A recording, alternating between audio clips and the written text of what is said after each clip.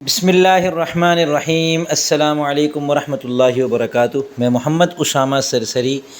تعلیم النحو کا اگلا سبق ہے ظروف مبنیہ۔ ہم اس میں غیر متمکن پڑھ رہے ہیں جو کہ مبنی ہوتے ہیں، اور اس کی 10 قسمیں ہیں، اس میں سے یہ 8ویں قسم ہے ظروف مبنیہ، یعنی ایسے ظروف جو مبنی ہوتے ہیں۔ اب ظروف آپ نے اب تک پڑھا ہوگا، برتن کو کہتے ہیں۔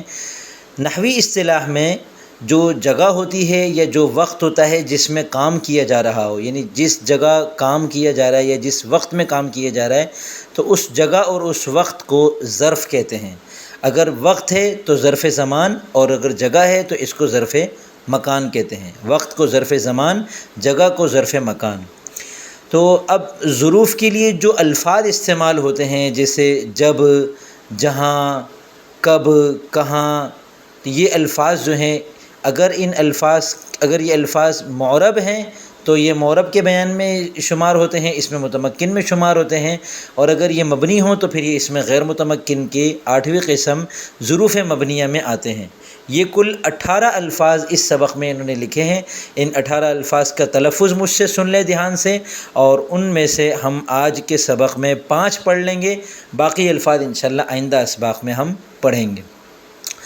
اب کتاب دیکھیں، ظروف مبنیہ وہ مبنی اسماء ہیں۔ اسماء اسم کی جمع ہے، یہ لڑکی کا نام نہیں ہے یہاں پہ۔ اسماء آپ کہیں گے اسماء کہاں سے آ گئی؟ اسم کی جمع ہے اسماء۔ وہ مبنی اسماء ہیں جو کوئی وقت یا جگہ بتائیں۔ میں نے کہا نا، وقت یا جگہ کے لیے ظرف آتا ہے۔ جو اسماء وقت بتائیں ان کو ظرف زمان کہتے ہیں، اور جو اسماء جگہ بتائیں ان کو ظرف مکان کہتے ہیں۔ ظروف مبنیہ درج ذیل ہیں۔ نمبر 1 قبل، نمبر 2 بعد، نمبر 3 حیث، اذا، اذ، اینا، انا، متی، ایانا، کیف، منذ، مذ، لدا، قط، عوض، امس، الآن، لما۔ ان تمام الفاظ کے جو مطلب ہیں وہ ظرف کے اعتبار سے ہوتے ہیں، یا تو وہ کسی جگہ کو بتا رہے ہوتے ہیں یا کسی وقت کو بتا رہے ہوتے ہیں۔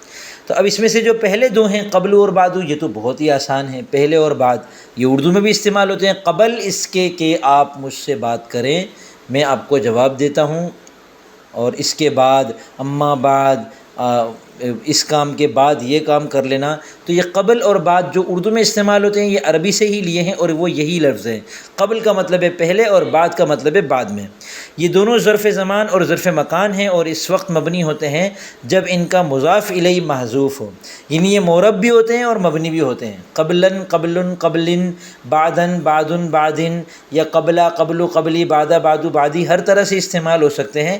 لیکن جب ان کا مضاف الیہ حذف کر دیا جائے تو اس صورت میں یہ مبنی ہوتے ہیں، بشرط کہ مضاف الیہ نیت میں موجود ہو۔ دیکھیں آگے لکھا ہوا ہے نا، اور نیت میں موجود ہو۔ جیسے للہ الامر من قبل ومن بعد، اللہ ہی کا ہے امر، حکم اللہ ہی کا ہے، پہلے بھی اور بعد میں بھی۔ اب پہلے اور بعد کس کے اعتبار سے ہے؟ جس کی طرف اشارہ ہو رہا ہے، تو اس میں ہم محذوف عبارت ہر جگہ ذالکہ نکال سکتے ہیں، من قبل ذالکہ ومن بعد ذالکہ۔ اب دیکھیں جب ذالکہ لفظوں میں آ جائے گا تو پھر یہ من حرف جر کی وجہ سے یہ مجرور ہو جائیں گے، اور یہ اس میں متمکن کی پہلی قسم مفرد منصرف صحیح بن جائیں گے۔ ان کی حالت جری زیر کے ساتھ آئے گی، من قبلی کا لام کے نیچے زیر آ گیا، ومن بعد کا دال کے نیچے زیر آ گیا، من قبل ذالکہ ومن بعد ذالکہ۔ اور اگر اس ذالکہ کو ہٹا دے، ذالکہ کا مطلب ہے یہ، یعنی اس سے پہلے، قبل ذالکہ اس سے پہلے، بعد ذالکہ اس کے بعد۔ تو اگر اس ذالکہ کو ہم حذف کر دیتے ہیں اور دھیان میں ہماری نیت میں یہ موجود ہے، ظاہر سی بات ہے پہلے اور بعد جب عبارت میں لا رہے ہیں تو کسی سے پہلے ہوگا کسی کے بعد ہوگا، تو یعنی ہر چیز سے پہلے اور ہر چیز کے بعد ہر وقت اللہ ہی کا حکم ہے، تو یہ وقت کے لیے آتا ہے پہلے اور بعد، ٹھیک ہے۔ اور پہلے اور بعد جگہ کے اعتبار سے بھی، یعنی مجھ سے پہلے یہ بیٹھا ہوا ہے، میرے بعد وہ بیٹھا ہوا ہے۔ یہ 3 کتابیں ہیں، یہ بیچ والی جو کتاب ہے اس سے پہلے جو کتاب رکھی ہوئی ہے وہ یہ ہے، اور اس کے بعد جو کتاب رکھی ہوئی ہے وہ ایسی ہے۔ تو یہ پہلے اور بعد جگہ کے اعتبار سے بھی ہو سکتا ہے، وقت کے اعتبار سے بھی ہو سکتا ہے۔ مضاف الیہ محذوف ہوگا تو یہ مبنی ہوں گے، مضاف الیہ لفظوں میں ہوگا تو یہ معرب ہوں گے۔ اس کے علاوہ باقی تمام صورتوں میں یہ دونوں لفظ معرب ہوتے ہیں۔ نمبر 3، یہ تو 2 لفظ ہو گئے۔ نمبر 3 تیسرا لفظ ہے حیث۔ یہ ظرف مکان ہے، اس کا ترجمہ ہوتا ہے جہاں، یعنی جس جگہ، ٹھیک ہے۔ اور اکثر یہ جملے کی طرف مضاف ہوتا ہے، جیسے جلست حیث جلس زید، میں بیٹھا جہاں زید بیٹھا، یعنی جہاں زید بیٹھا تھا میں وہیں بیٹھ گیا۔ زید بیٹھا ہوا تھا، میں نے دیکھا یار زید تو بڑی اچھی جگہ بیٹھا ہوا ہے، اس کے اوپر پنکھا چل رہا ہے، واہ بھائی اس کو تو ہوا آ رہی ہے، ہماری طرف تو پنکھا بھی نہیں چل رہا۔ تھوڑی دیر بعد میں نے دیکھا زید اٹھا پانی پینے کے لیے گیا، میں چپ چاپ آیا اس کی جگہ بیٹھ گیا۔ تو اس موقع پر میں کہوں گا جلست حیث جلس زید، کہ جہاں زید بیٹھا ہوا تھا میں وہاں بیٹھ گیا، یعنی زید جہاں بیٹھا ہوا تھا مجھے جلسی ہو رہی تھی، تو یہ جلستو میں جلسی کی وجہ سے جلستو ہو گیا، یعنی میں وہاں بیٹھ گیا۔ یہ جلسی اور جلستو الگ الگ لفظ میں ویسے ہی ملا رہا ہوں آپ کا دھیان اچھی طرح میری طرف متوجہ کرنے کے لیے۔ تو حیثو کا ترجمہ ہے جہاں، جس جگہ، اور یہ ظرف مکان ہے۔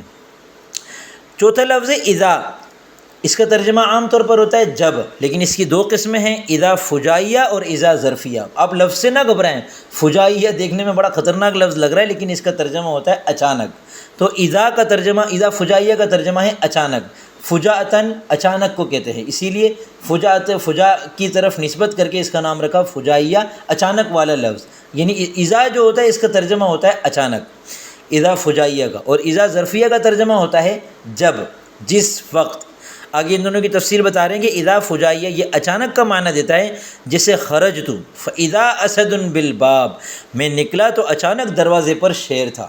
ساؤتھ افریقہ گیا ہوا تھا میں، اور وہاں پر جنگلات میں، کسی جنگل میں جانا ہوا میرا، اور وہاں جو ہے میں ایک جگہ بیٹھا ہوا تھا، اور وہاں جیسے ہی میں اس جگہ سے باہر نکلا تو میں نے دیکھا سامنے شیر کھڑا ہے۔ تو اب اس کو میں کیا بولوں گا؟ اردو میں ہم کیسے بولتے ہیں؟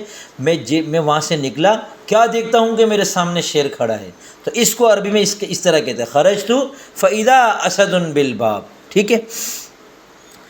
اذا ظرفیہ یہ ظرف زمان ہے، مستقبل کے لیے استعمال ہوتا ہے، اکثر شرط کا معنی دیتا ہے اور جملہ فعلیہ پر داخل ہوتا ہے، جیسے اذا اجتہدت، اذا اجتہدت نجحت، جب تم محنت کرو گے تو کامیاب ہو جاؤ گے، جو محنت کرتا ہے وہ ضرور کامیاب ہوتا ہے۔ تو اذا کا ترجمہ یہاں پر ہے جب، اجتہدت کا مطلب ہے تم نے محنت کی، اور نجحت کا مطلب ہے تم کامیاب ہو گئے۔ نجحت اور اجتہدت دونوں ماضی کے صیغے ہیں، لیکن اذا مستقبل کے لیے آتا ہے جب شرط کے معنی میں ہوتا ہے، تو یہ ماضی کو بھی مستقبل کے معنی میں کر دیتا ہے، اذا اجتہدت نجحت، جب تم کوشش کرو گے تو کامیاب ہو جاؤ گے۔ اذا وقعت الواقعہ، جب واقع ہونے والی چیز واقع ہوگی، قیامت مراد ہے نا، تو کوئی یہاں پہ کہہ سکتا ہے کہ بھئی قیامت تو ابھی آئی نہیں ہے، تو یہاں اللہ تعالیٰ یہ کیوں کہہ رہے کہ جب واقع ہونے والی واقع ہو گئی؟ تو یہ ترجمہ ہی یہاں پر غلط ہے۔ اذا جب شرط کے لیے آتا ہے تو اس کا ترجمہ ہوتا ہے جب واقع ہونے والی واقع ہوگی، یعنی ماضی کا لفظ بھی مستقبل کے معنی میں آ جاتا ہے۔ یہ عربی کی ایک عجیب چیز ہے، جو زبردست چیز ہے، جو سمجھنے سے تعلق رکھتی ہے یہ چیز۔ بعض اوقات صرف ظرف ہوتا ہے، شرط کا معنی نہیں دیتا، جیسے واللیل اذا یغشا، قسم ہے رات کی جب وہ ڈھانپ لے۔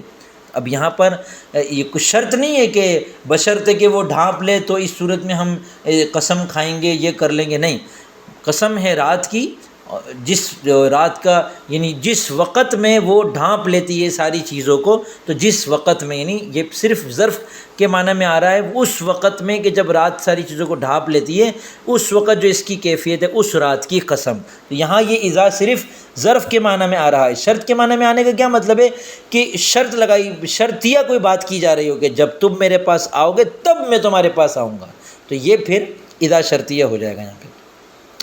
نمبر 5 اذ، یہ اذا کا مخفف ہے، اذ اور اذا دونوں کا مطلب ہوتا ہے جب، یہ بھی ظرف زمان ہے لیکن یہ ماضی کے لیے آتا ہے، جملہ اسمیہ پر بھی داخل ہوتا ہے، جملہ فعلیہ پر بھی داخل ہوتا ہے، اور اذا صرف جملہ فعلیہ پر داخل ہوتا ہے۔ تو اذ کی مثال، جملہ فعلیہ کی مثال، جئتک اذ طلعت الشمس، میں تمہارے پاس آیا جب سورج طلوع ہو گیا، یہ ماضی کے معنی میں کہ جب سورج طلوع ہوا تھا میں تب تمہارے پاس آیا تھا۔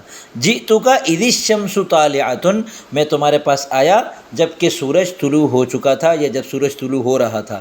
تو اب یہ طلعت الشمس، طلعت ماضی ہے، اور الشمس طالعۃ یہ جملہ اسمیہ ہے، طلعت الشمس جملہ فعلیہ ہے۔ تو اذ جملہ فعلیہ پر بھی داخل ہوتا ہے اور جملہ اسمیہ پر بھی داخل ہوتا ہے، لیکن یہ ہوتا اذ اور اذا میں فرق کیا ہے کہ نمبر 1 اذا فجائیہ بھی ہوتا ہے، ظرفیہ بھی ہوتا ہے، اذ صرف ظرفیہ ہوتا ہے۔